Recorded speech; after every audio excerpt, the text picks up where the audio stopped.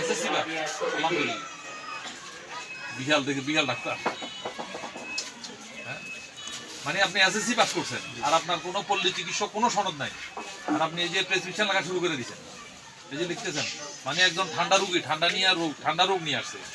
Sir এখানে যারা পড়ছিল ওদেরকে সবাই রোগী লাইন ধরে এই ঠান্ডা কাশি নিয়ে আসছে, 5টা লিখছে।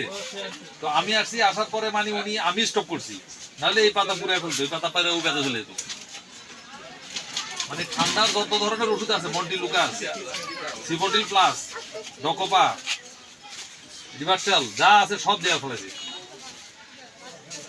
আপনি এসএসসি পাস করছেন, আপনার কোনো পল্লী চিকিৎসকের সনদ নাই, আপনার কোনো ডাক্তারি সনদ তো নাই, আপনি ডাক্তারি না, আপনি পল্লী চিকিৎসক না, আপনি সিরিয়াল ধরে রুগী দেখতেছেন। এই কি ভাই, দেশে কি ডাক্তারের এত অভাব হয়েছে নাকি?